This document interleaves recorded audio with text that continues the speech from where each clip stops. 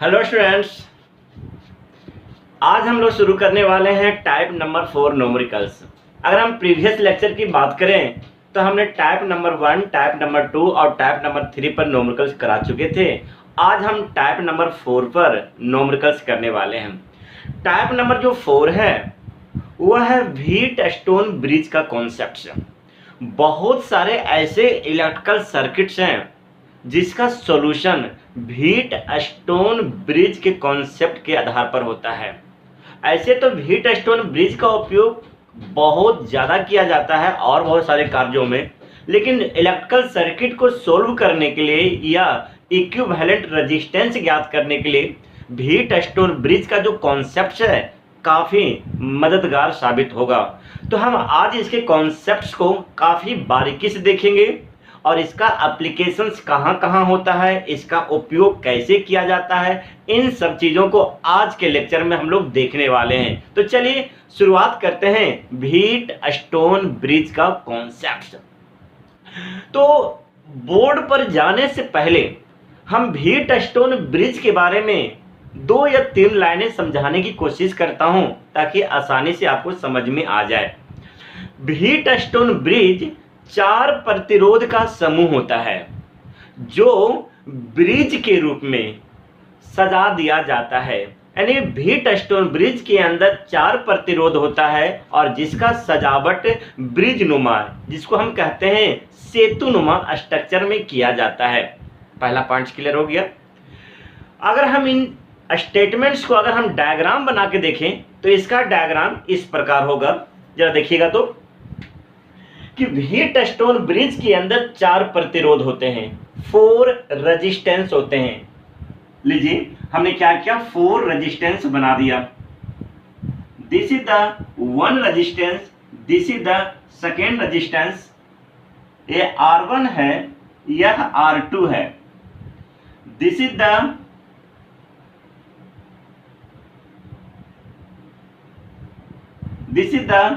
R3 और this is the R4। आपके पास 4 प्रतिरोध है, इसको हमने इस तरह सजा दिया है। यहां पर चारों प्रतिरोध ब्रिज के स्ट्रक्चर में दिख नहीं रहा है, तो यह कोई जरूरी नहीं होता है कि हम चारों प्रतिरोध को ब्रिज के स्ट्रक्चर में ही बनाएं। तो हम आपको सुविधा के लिए हमने चारों प्रतिरोध को इस तरह दिखाया है यहाँ। हाँ, लेकिन अगर इसके चारों स्ट्रक्चर को एग्जैक्ट डायग्राम बनाया जाए तो ये ब्रिज नुमा डायग्राम्स होता है, लेकिन यहाँ पर कोई जरूरी नहीं होता है कि आपके पूरे न्यूमेरिकल्स में ब्रिज नुमा स्ट्रक्चर ही दिखे। अगर ब्रिज नुमा स्ट्रक्चर दिखे तो आप उसे आसानी से सोल्व कर लीजिएगा, लेकिन हम यहाँ पर ब्रिज नुमा स्ट्रक्चर्स नहीं बना रहे हैं। ये हमारे पास 4 प्रतिरोध है, 1 2 3 4। चारों का मान R1 R2 R3 और क्या है, R4 है। अगर हम इसमें नोड की बात करें तो यह प्रतिरोध और यह प्रतिरोध यहां पर जुड़ा हुआ है, नोड नंबर A पर जुड़ा हुआ है। यह प्रतिरोध नोड नंबर B पर जुड़ा हुआ है। इसी तरह यह नोड नंबर C और यह नोड नंबर D। इस प्रकार R1 R2 R3 और R4 इस प्रकार को जोड़ दिया गया है। हमें 4 नोड प्राप्त हुआ है, node A, node B, node C और नोड D। ठीक है, अब आगे बढ़ते हैं। प्रिंसिपल्स कहता है नोड A और नोड B के बीच में बैटरी को जोड़ा जाता है। तो लीजिए नोड A और नोड B के बीच में हमने एक बैटरी को कनेक्ट कर दिया है।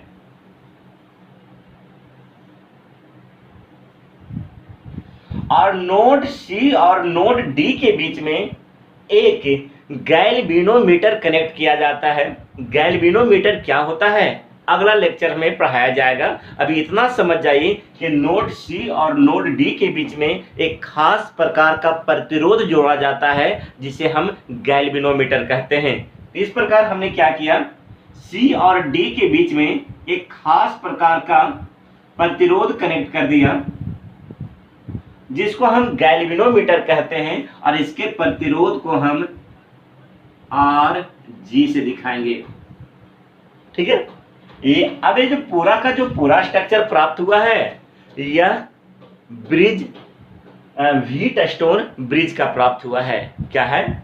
4 प्रतिरोध है, नोड ए और नोड बी के बीच में बैटरी कनेक्ट किया गया है, बैटरी का वोल्टेज V है, और नोड सी और नोड डी के बीच में एक खास प्रकार का प्रतिरोध जोड़ा गया है जिसे हम गैल्वेनोमीटर कहते हैं, और इसके प्रतिरोध को हमने क्या किया है? RG से दिखाया है। ठीक है, तो सवाल अब उठता है कि सर व्हीट स्टोन ब्रिज करता क्या है? ऐसे व्हीट स्टोन ब्रिज के द्वारा बहुत सारे कार्य किया जाता है, लेकिन जो मेन काम है अननोन प्रतिरोध का मान ज्ञात करना। जैसे अगर हमारा मान, अगर इसका मान दे दिया जाए, इसका मान दे दिया जाए, इसका मान दे दिया जाए और कहा जाए चौथे प्रतिरोध का मान ज्ञात करो, तो ऐसे सिचुएशंस में हम व्हीट स्टोन ब्रिज का ही उपयोग करेंगे। तो अगर हम इन्हीं स्टेटमेंट को दोबारा रिपीट करूं तो इसका मतलब हुआ कि अगर 4 प्रतिरोध में 3 प्रतिरोध का मान दे दिया जाए और हमसे चौथे प्रतिरोध का मान पूछा जाए तो हम व्हीट स्टोन ब्रिज का इस्तेमाल करते हैं। तो इस प्रकार व्हीट स्टोन ब्रिज का जो डिफिनेशन हुआ, व्हीट स्टोन ब्रिज 4 प्रतिरोधों का समूह होता है जिसे ब्रिज के आकार में सजाया जाता है और इसका उपयोग अज्ञात प्रतिरोध का मान ज्ञात करने में किया जाता है, जबकि 3 प्रतिरोध का मान ज्ञात होना चाहिए। किसी का भी अगर इसका मान ज्ञात है तो हम इसका मान ज्ञात कर सकते हैं, अगर इसका ज्ञात है तो हम इसका मान ज्ञात कर सकते हैं। इसका मतलब है 3 का मान ज्ञात होनी चाहिए और हम चौथे का मान ज्ञात कर सकते हैं व्हीट स्टोन ब्रिज के द्वारा। तो यहाँ पर एक ऑब्जेक्टिव क्वेश्चन बार बार पूछा जाता है कि व्हीट स्टोन ब्रिज का उपयोग कहाँ करते हैं? तो सिंपल है, व्हीट स्टोन ब्रिज का उपयोग अननोन प्रतिरोध का मान ज्ञात करने में किया जाता है। अब आगे बढ़ते हैं। तो अब ये व्हीट स्टोन ब्रिज कार्य कैसे करता है, किस तरीके से वर्किंग, किस प्रकार का सिद्धांत, किस सिद्धांत से ये कार्य करता है? तो आइए अब हम व्हीट स्टोन ब्रिज की वर्किंग को देख लेते हैं। ध्यान से समझिएगा, दैट्स वेरी कॉम्प्लेक्स। देखिएगा, यहां से विद्युत धारा का बहाव I शुरू होता है। जैसी विद्युत धारा नोड A पर पहुंचता है तो धारा का बंटवारा हो जाता है। मान लेता हूं इसके अंदर धारा I1 चला गया और इसके अंदर धारा I2 चला गया। ठीक है, लेकिन जब व्हीट स्टोन ब्रिज के अंदर एक खास शर्त का इस्तेमाल किया जाता है, यानी अगर एक खास कंडीशन, व्हीट स्टोन ब्रिज को बनाते समय एक खास प्रकार का कंडीशन को ध्यान में रखते हैं। वो कंडीशंस क्या है जरा देखिएगा। कंडीशन एक कहता है कि एक व्हीट स्टोन ब्रिज तभी वर्क करता है जब नोड सी और नोड डी, इन दोनों का जो पोटेंशियल है या इन दोनों का जो वोल्टेज है समान होना चाहिए। व्हीट स्टोन ब्रिज केवल और केवल एक ही कंडीशंस पर काम करता है कि इस बिंदु का वोल्टेज और इस बिंदु का वोल्टेज समान होना चाहिए। अगर हम इस बिंदु के वोल्टेज को Vc मान लें और इस बिंदु के वोल्टेज को Vd मान लें तो इसका मतलब है एक व्हीट स्टोन तभी काम करेगा जब Vc बराबर Vd। जब कोई व्हीट स्टोन इस कंडीशन को फुलफिल करता है तो ऐसे व्हीट स्टोन को हम बैलेंस व्हीट स्टोन ब्रिज कहते हैं। क्योंकि पूछा जाता है what is the balanced wheat stone bridge, तो सिंपल जवाब है बैलेंस व्हीट स्टोन ब्रिज वह व्हीट स्टोन ब्रिज होता है जिसमें नोड सी और नोड डी का जो वोल्टेज है समान होना चाहिए। यानी यहाँ के वोल्टेज को अगर Vc माना जाए और यहाँ के वोल्टेज को अगर Vd माना जाए तो Vc बराबर क्या होना चाहिए? Vd होना चाहिए। तो इस प्रकार का व्हीट स्टोन को हम बैलेंस्ड व्हीट स्टोन कहते हैं। आइए, आपको एक कॉन्सेप्ट याद होगा, बहुत पुराना कॉन्सेप्ट से पहले भी पढ़ा चुका हूं कि अगर कोई प्रतिरोध है, अगर इस बिंदु का अगर पोटेंशियल V1 है और इस बिंदु का पोटेंशियल अगर V2 है और इसमें करंट का बहाव I है और इसका प्रतिरोध R है, तो हमने ही पढ़ाया है I बराबर होता है V/R। I बराबर, अब यहाँ V की जगह पर हम क्या लिखेंगे, V1 माइनस V2 और बटा R। V का मतलब होता है पोटेंशियल डिफरेंस। अब पोटेंशियल डिफरेंस का मतलब होता है प्रतिरोध के दोनों सिरा में जो पोटेंशियल है उसका अंतर। तो इस प्रतिरोध के इस सिरे का वोल्टेज V1 है और इस सिरे का वोल्टेज V2 है, तो डिफरेंस का मतलब हो गया V1 माइनस V2 अब बटा क्या है, R।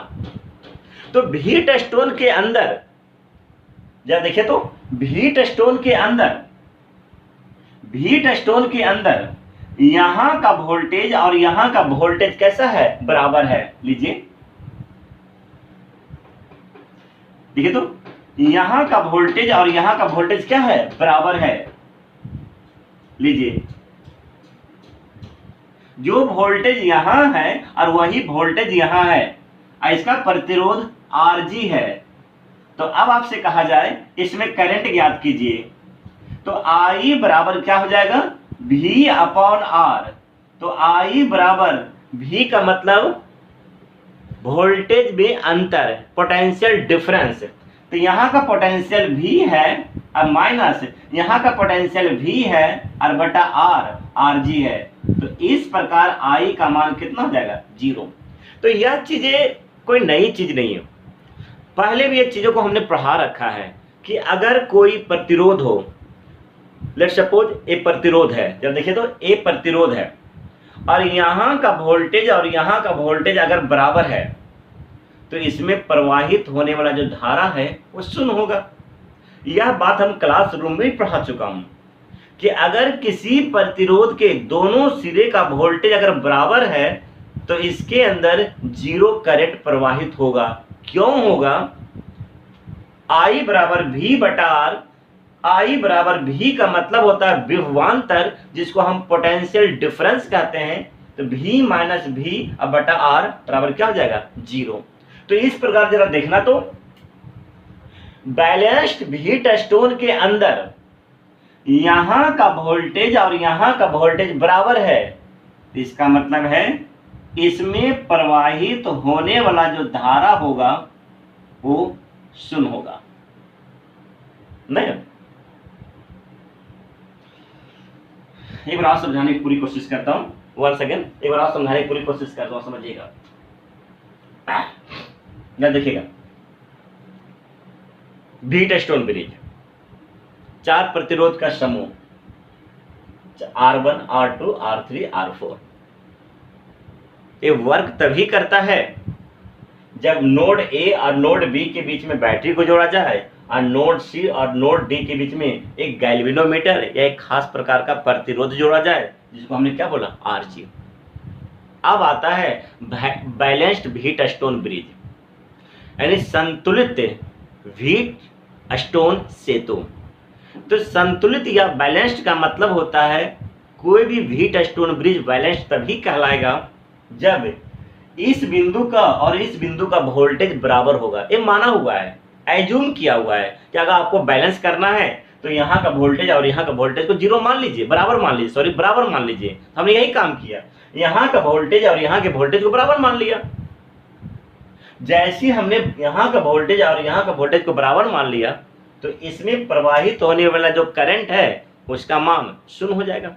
क्यों, ये पढ़ा चुका हूं कि अगर कोई प्रतिरोध है, उसके एक सिरे का वोल्टेज और दूसरे सिरे का वोल्टेज अगर बराबर हो जाए तो करंट का मान शून्य हो जाता है। क्यों, क्योंकि I बराबर होता है V बटा R।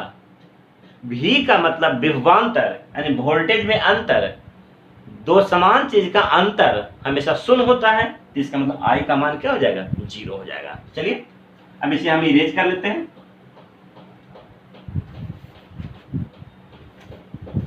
चलिए,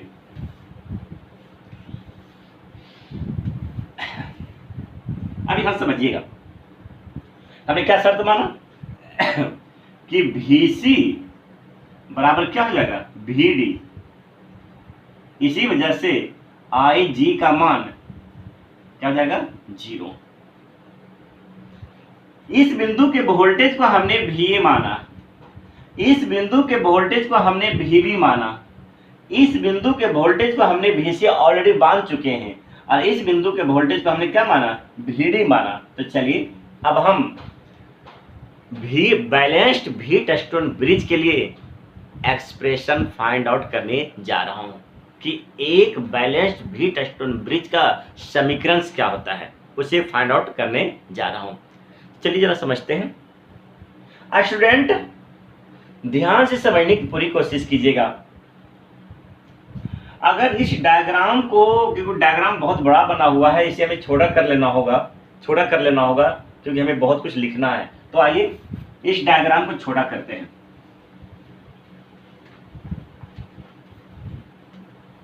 चलिए अब ये जो डायग्राम बना रहा हूं ब्रिज वाला बना रहा हूं, जल्दी समझिएगा।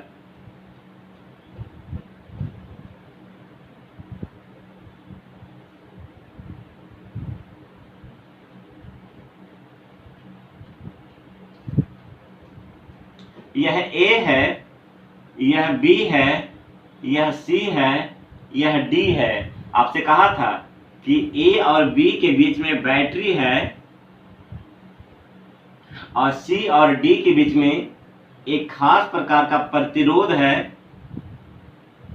जिसको हम गैल्वेनोमीटर कहते हैं, RG। डायग्राम चाहे ऐसे बनाइए या डायग्राम जो पहले बनाया था वैसे बनाइए, कोई फर्क नहीं है। इसका मान R1 है, इसका मान R2 है, इसका मान R3 है और इसका मान R4 है। कोई फर्क नहीं पड़ रहा है। जो डायग्राम पहले था वही डायग्राम अभी भी है, बस यहाँ जो है एक सेतु के रूप में है, एक ब्रिज के रूप में है। चलिए बुक्स में आपको यही डायग्राम आपको देखने को मिलेगा। इसके वोल्टेज को हमने V माना। जरा सोचिएगा, बैलेंस्ड भी टचस्टोन ब्रिज, बैलेंस्ड भी टचस्टोन ब्रिज, भी टचस्टोन ब्रिज।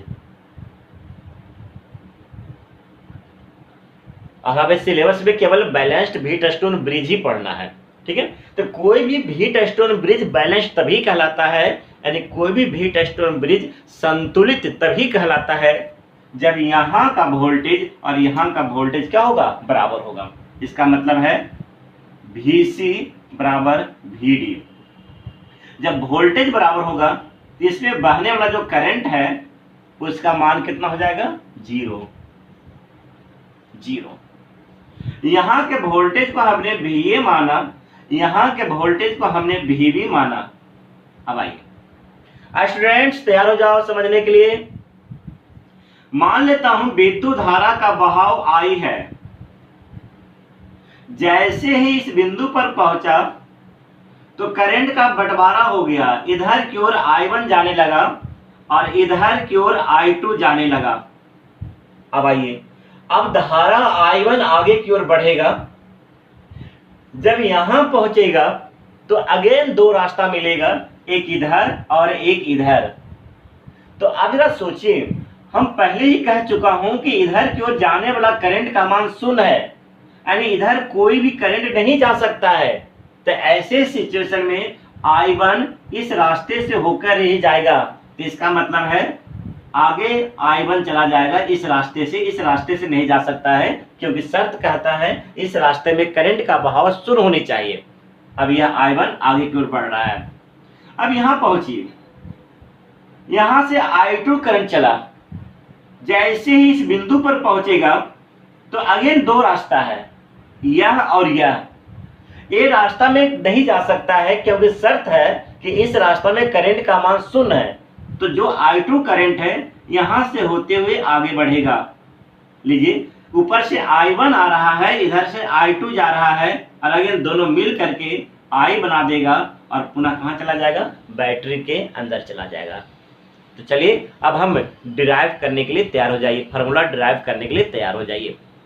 स्टूडेंट सबसे पहले इस प्रतिरोध को देखें, A और C को देखें, यानी A और C के बीच में देखें। लीजिए, ए और सी, ये बिंदु ए है और ये बिंदु सी है और इसका मान R1 है, यहाँ का वोल्टेज VA है, यहाँ का वोल्टेज VB है और इसमें बहने वाला जो धारा है वो I1 है। तो क्या हम इसके ऊपर ओम्स लॉ लगा सकते हैं? अगर हमने इसके ऊपर ओम्स लॉ लगाया तो V बराबर होता है I इंटू R।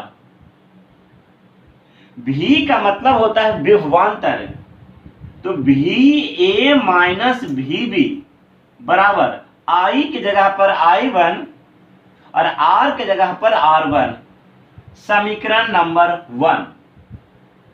अब सेम प्रक्रिया अब इस पर अप्लाई करें, इसके ऊपर, यानी इसके और इसके बीच करें।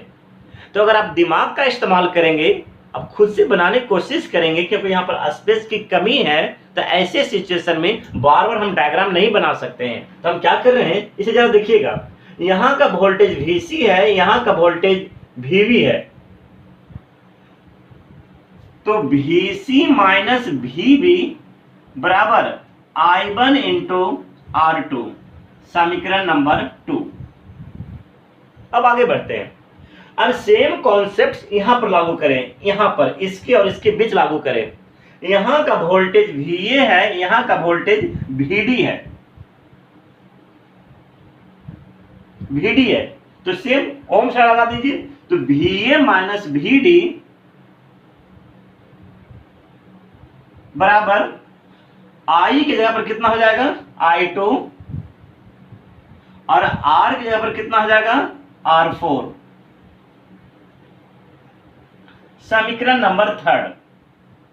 अब सेम कॉन्सेप्ट यहां लगा दें, यहां लगा दें same concept, this is the, यहां लगा दें। तो यहां का वोल्टेज VD है और यहां का वोल्टेज VB है, तो VD माइनस VB बराबर प्रतिरोध R3 है और करंट कितना है, I2 है, करंट कितना है, I2, तो I2 इंटू R3, समीकरण नंबर 4। क्या कोई दिक्कत है किसी को? यानी हम चारों प्रतिरोध पर अलग अलग ओम्स लॉ लगा दिए और हमें इस 4 तरह का समीकरण प्राप्त हो गया। आप इसे ध्यान से देखिए, ध्यान से,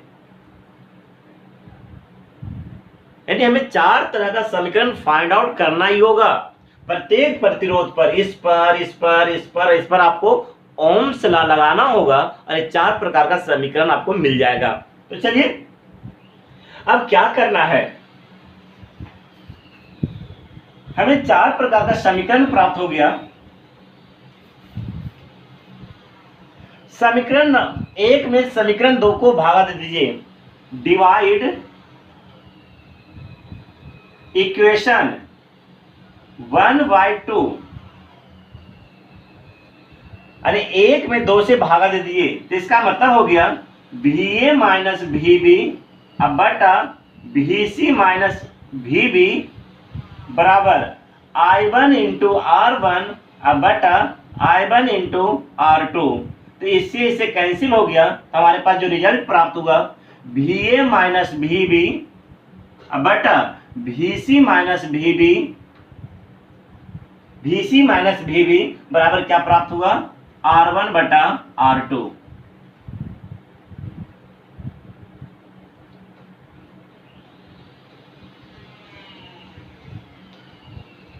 क्या कोई दिक्कत है? एक बार जब देख लीजिए, कोई दिक्कत है कहीं? तो यहाँ पर थोड़ा सा आपको ध्यान देना होगा। यहाँ पर एक पॉइंट हमने मिस्टेक किया है, वो पॉइंट मिस्टेक नहीं कर सकते, बट थोड़ा सा इसको आपको ध्यान देना होगा। यहाँ पर क्या है, यहाँ पर मिस्टेक हुआ है, या देखिएगा। अगर आपको सर्किट याद होगा तो आपके सामने जो सर्किट बनाया था इस प्रकार बनाया था, मिस्टेक नहीं कर सकते। ये A है, ये B है और ये C है, और ये क्या था आपको D। यहाँ के वोल्टेज को VA, यहाँ के वोल्टेज को VB, यहाँ के वोल्टेज को VC और यहाँ के वोल्टेज को VD। इसमें क्या किया था, VA माइनस VB बराबर क्या आया था, VA माइनस VB बराबर I1 इंटू R1 आया था। लेकिन यहाँ पर ध्यान रखिएगा, यहाँ पर जो आ रहा है VB माइनस क्या आ रहा है, VC, और हमने मिस्टेक में क्या लिखा है, VC माइनस क्या लिख दिया है, VB। तो इसका मतलब आप यहाँ पर थोड़ा करेक्ट कर लीजिए, यहाँ पर VB minus V C, I1 into क्या हो गया R2। तो यहां पर थोड़ा और करेक्शन कर लीजिए, V B minus V C cancel कर दिया, यहाँ पे भी करेक्ट कर लीजिए, V B minus V C बराबर R1 बटा क्या हो गया R2। ये मिस्टेक नहीं था, ये भी सही हो सकता है। अब आगे बढ़ता हूं। अब समीकरण 3 में समीकरण 4 से भागा दे दीजिए, तो डिवाइड इक्वेशन 3 बाय 4। जैसी भागा देंगे तो VA माइनस VD अब बटा VD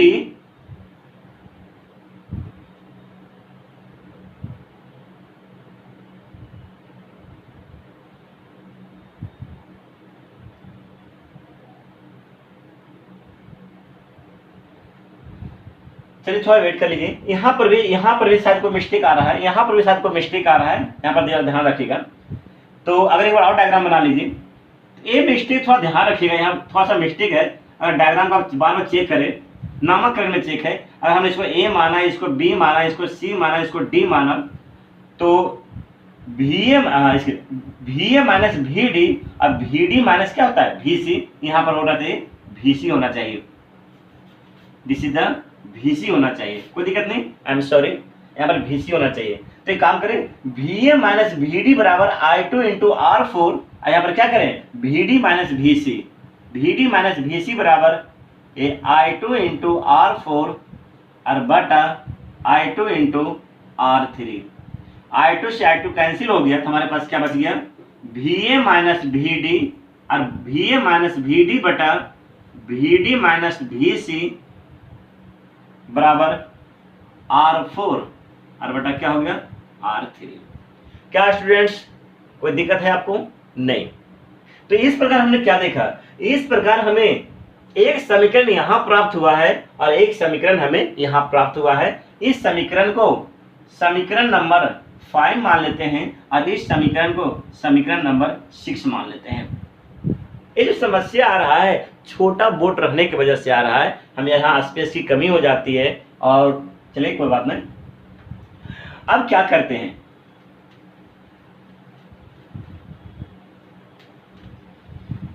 यहाँ पर मेरे पास दोबारा स्पेस की कमी हो रहा है, तो काम कर लेते हैं,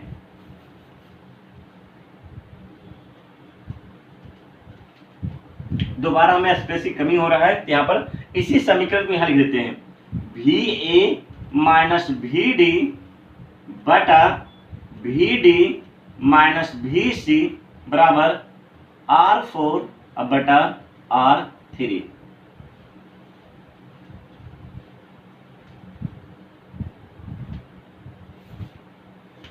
आइए स्टूडेंट आप समझते हैं।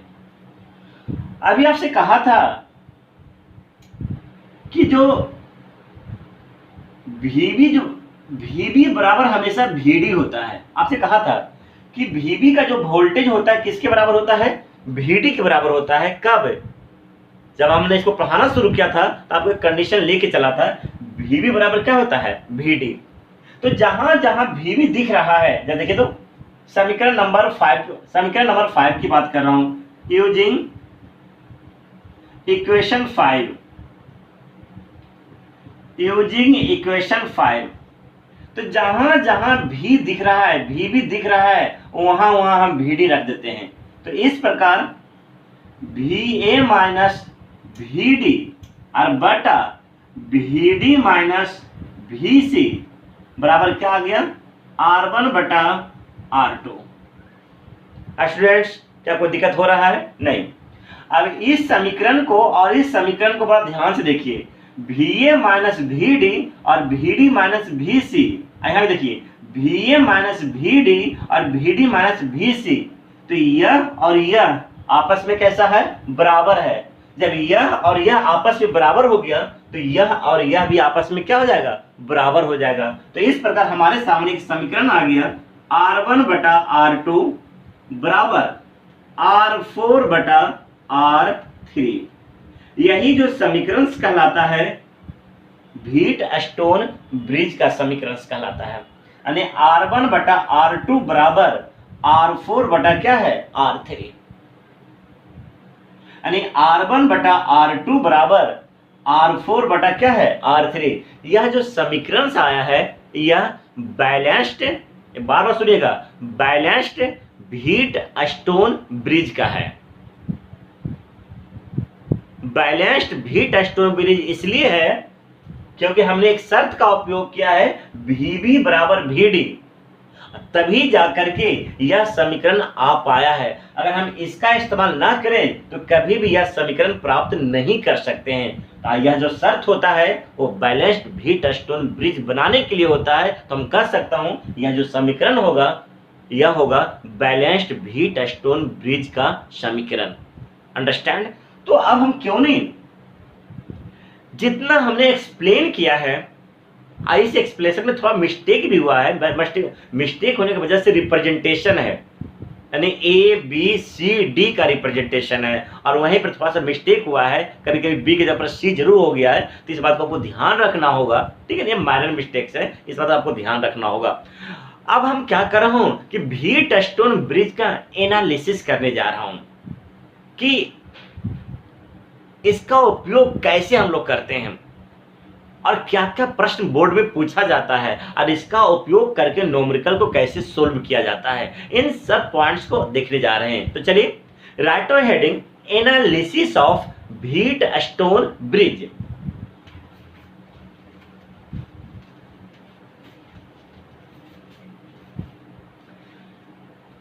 Analysis of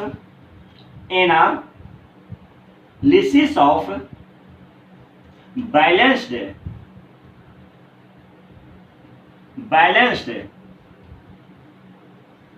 wheat stone bridge.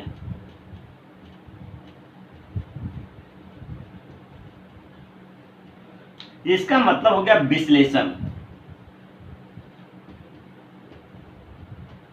आपको क्या करना है, सिर्फ और सिर्फ जितना भी हमें एनालिसिस कर रहा हूं उस पॉइंट को याद रखना है और यही पॉइंट्स आपको बोर्ड और कंपटीशन में मदद करेगा। इसके अलावा और आपको ज्यादा कुछ करने की आवश्यकता नहीं है। तो सबसे पहला एनालिसिस क्या है जरा समझिएगा, यानी फर्स्ट एनालिसिस।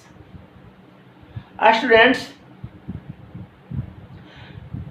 अगर हमारे पास एक प्रतिरोध है R1 और दूसरा प्रतिरोध है R2 और हमारे पास तीसरा प्रतिरोध है R3 और चौथा प्रतिरोध है R4, यह R3 है और ये क्या है R4 है, और यहां पर एक गैल्वेनोमीटर लगाया गया है जिसके प्रतिरोध को हमने क्या बोला Rg। तो बताओ स्टूडेंट्स, अगर आपसे कोई कहे कि यह कोई बिंदु A है और यह कोई बिंदु B है और यहां का वोल्टेज और यहां का वोल्टेज आपस में बराबर है, यानी VA बराबर VB है, तो बताओ, तो क्या आप समझ जाओगे ना कि यह बैलेंस्ड व्हीट स्टोन ब्रिज का है। तो ऐसे सिचुएशन में जो इक्वेशन प्राप्त होगा, इक्वेशन जो प्राप्त होगा, ऐसे सिचुएशन में जो हमें इक्वेशन प्राप्त होगा वो क्या इक्वेशन प्राप्त होगा, R1 बटा R2 बराबर, यानी इसका अनुपात के बराबर होगा, यानी R3 अब बटा क्या होगा R4। यानी कह सकता हूं कि जब कभी कहा जाए यहां का वोल्टेज और यहां का वोल्टेज आपस में बराबर है तो हमें समझ जाना होगा कि ये चारों प्रतिरोध बैलेंस्ड व्हीट स्टोन ब्रिज का निर्माण कर रहे हैं और ऐसे सिचुएशन में इसका अनुपात और इसका अनुपात हमेशा क्या होगा बराबर होगा, यानी R1 बटा R2 बराबर हो जाएगा R3 बटा R4। या आप ऐसे भी कर सकते हो, उसको उल्टा कर दो, या ऐसे उल्टा करोगे, जब इसको उल्टा करोगे तो ये भी उल्टा हो जाएगा। या कर सकते हो R2 बटा R1 बराबर R4 बटा क्या R3। देखिए, ज्यादातर एक माइंड सेटअप होता है, ज्यादातर लोगों को यही समीकरण याद होता है, लेकिन इस समीकरण को हम अगर उल्टा कर दें इसको उल्टा कर दें तो हमें इस तरह का समीकरण प्राप्त होगा। तो यह आपका बैलेंस्ड व्हीट स्टोन ब्रिज का समीकरण है। ठीक है, अब आगे नेक्स्ट पॉइंट से अगर हम नेक्स्ट पॉइंट का डिस्कशन करें,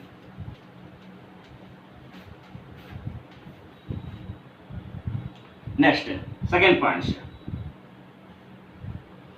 स्टूडेंट्स, मान लेता हूं कि हमारे पास इस तरह का सिचुएशन है, यह R1 है, यह R1 है, मानता हूं यह R1 है, R1 बराबर 10 ओम है, यह R2 है, R2 बराबर 30 ओम है।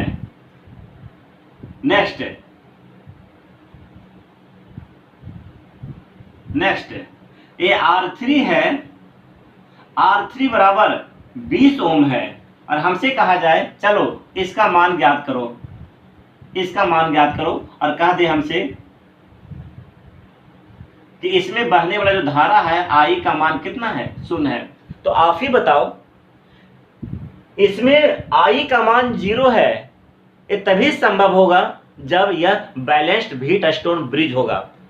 अब बैलेंस व्हीट स्टोन ब्रिज का जो समीकरण होता है, इसका अनुपात है, यानी R1 बटा R2 का अनुपात हमेशा बराबर होता है इसका और इसका अनुपात है, यानी R3 और बटा R4। तो बताओ R1 का मान कितना है, 10, R2 का मान कितना है, 30, R3 का मान कितना है, 20, और हमें किसका मान पूछा गया है, R का मान पूछा गया है। लीजिए ये R। तो क्या हम यहां से R का मान ज्ञात कर सकते हैं? तो इस प्रकार हमसे 10R बराबर 30 गुना 20, 10 2, तो R का मान कितना आ गया, 60 ओम आ गया। तो हमने आपसे कहा था कि व्हीट स्टोन ब्रिज का उपयोग कहाँ किया जाता है? तो व्हीट स्टोन ब्रिज का जो उपयोग होता है अननोन प्रतिरोध को ज्ञात करने में किया जाता है। ठीक है, तो 3 प्रतिरोध का मान दिया गया है और हमें अननोन प्रतिरोध का मान प्राप्त हो गया। तो चलिए हमने सेकेंड पॉइंट को भी क्लियर कर दिया कि कभी भी अननोन प्रतिरोध ज्ञात करने के लिए कहा जाए तो कैसे आपको ज्ञात करना है। अब आगे बढ़ते हैं।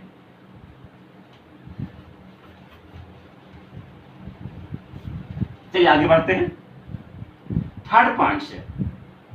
अगर हम थर्ड पॉइंट की बात करें तो व्हीट स्टोन ब्रिज का डिफिनेशंस क्या होता है, इसका परिभाषा क्या करेंगे, लिखेंगे wheat stone bridge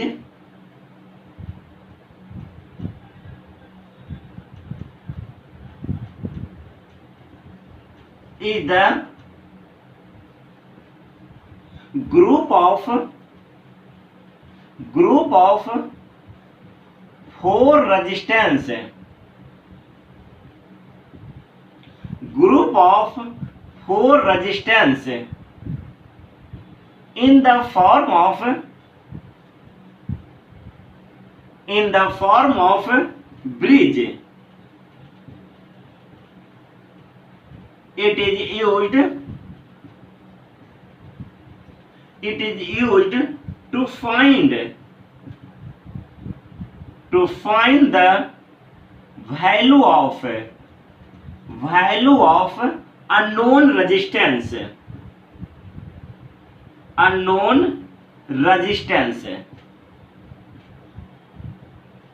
when the value of 3 resistance given, the value of 3 resistance given, 3 resistance given। साफ दिख रहा है, जो हमने अब तक कहा है वही लिखा भी है कि व्हीट स्टोन ब्रिज में 4 प्रतिरोध होते हैं जो सेतु की आकृति के होते हैं। इसका उपयोग अज्ञात प्रतिरोध का मान ज्ञात करने में किया जाता है जब अन्य 3 प्रतिरोधों का मान हमें ज्ञात हो। अंडरस्टैंड है? हमने थर्ड पॉइंट को देख लिया, पॉइंट नंबर थर्ड। अब हम बात करते हैं नेक्स्ट पॉइंट का। नेक्स्ट पॉइंट का बात करते हैं।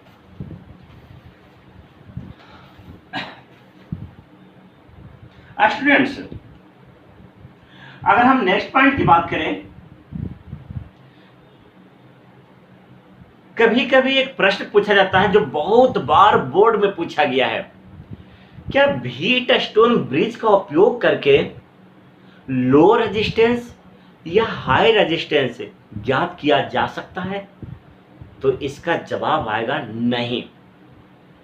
कभी भी लो रेजिस्टेंस या कभी भी high resistance wheat stone bridge के उपयोग करके ज्ञात नहीं किया जा सकता है। यानी low resistance, low value of resistance and high value of resistance never measured by wheat stone bridge. यहां पे इस पॉइंट को लिख लीजिए, द वैल्यू ऑफ, लिखिएगा,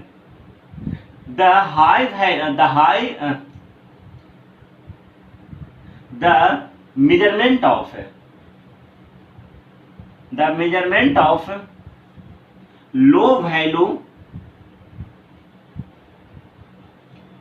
या high value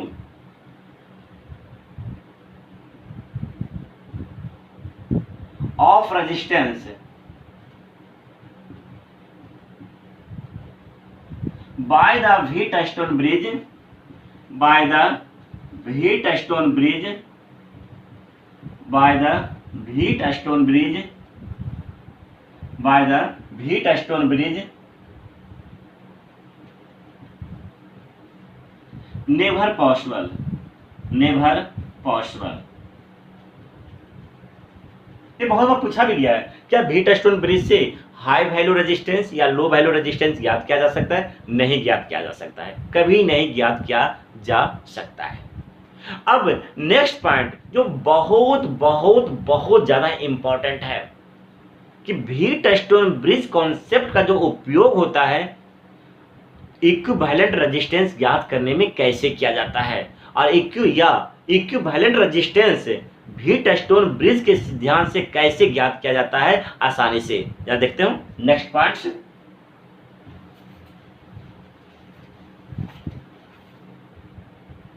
अगर हम नेक्स्ट पॉइंट की बात करें स्टूडेंट्स, जरा देखिएगा, हमारे पास एक प्रतिरोध है, यह 2 ओम है, यह 4 ओम है। Next,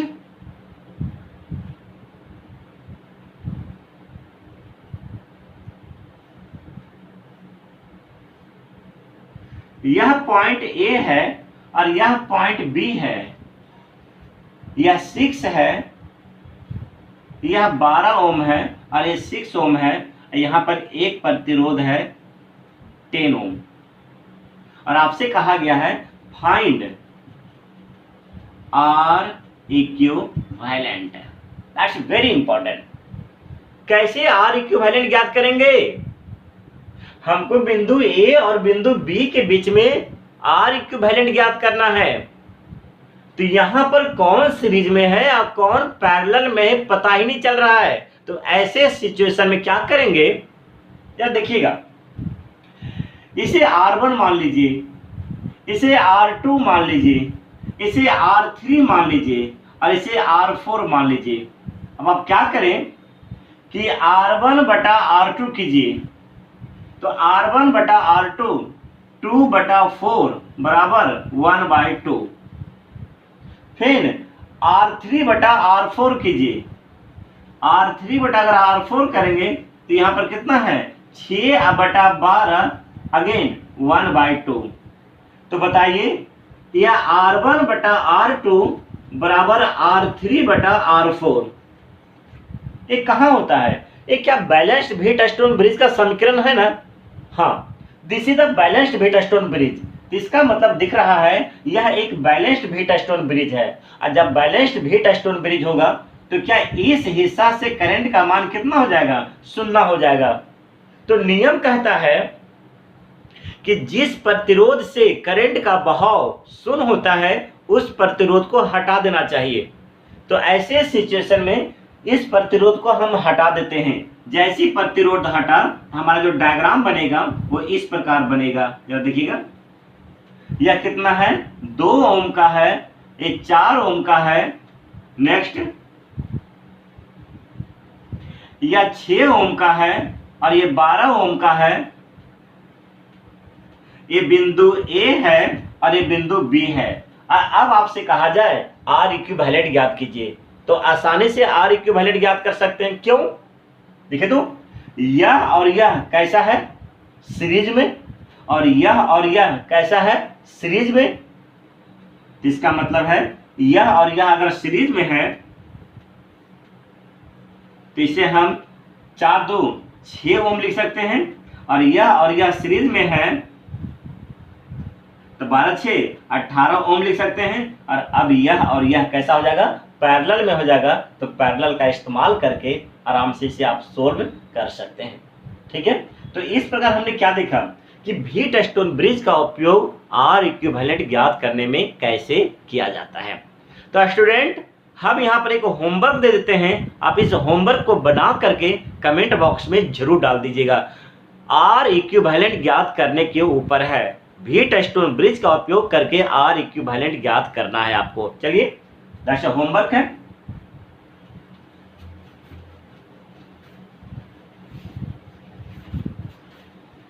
this is the homework. हमारे पास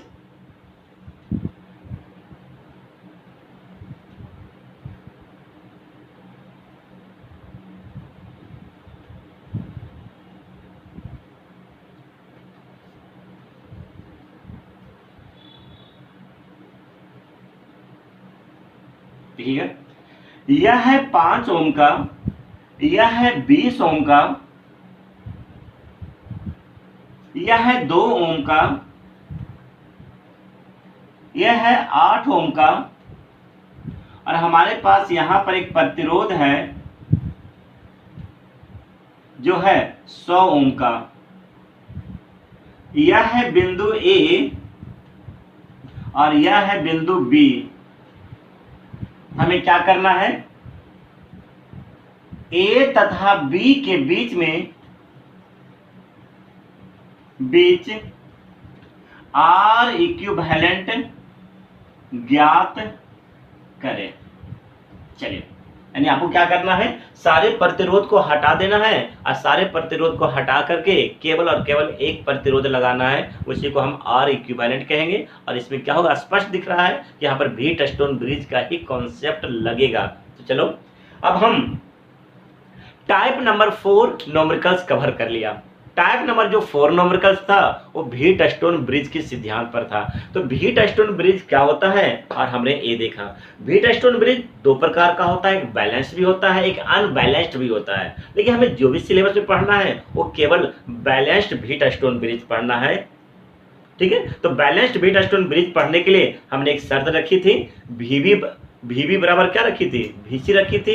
और हमारा एक समीकरण आया था R1 बटा R2 बराबर R3 बटा क्या आया था? R4 आया था। कैसे आया था? इसके हमने डेरिवेशंस किया था। चलिए, अब हम आपको मिलेंगे नेक्स्ट लेक्चर में टाइप नंबर 5 सोल्व करने के लिए। तो ठीक है, अब हम क्या कहने जा रहा हूँ कि थोड़ा मन से पढ़िए और जो भी यहाँ होमवर्क दिया जाता है उसे बनाने की कोशिश कीजिए और मन से बनाइए। अगर आपको थ्योरी समझ में नहीं आ रही है तो इसे वीडियोज को बार बार देखने की कोशिश कीजिए। ठीक है ना? आप जितना कोशिश करेंगे वो आपके लिए बेहतर होगा। एक बार में चीजें जल्दी समझ में नहीं आती है।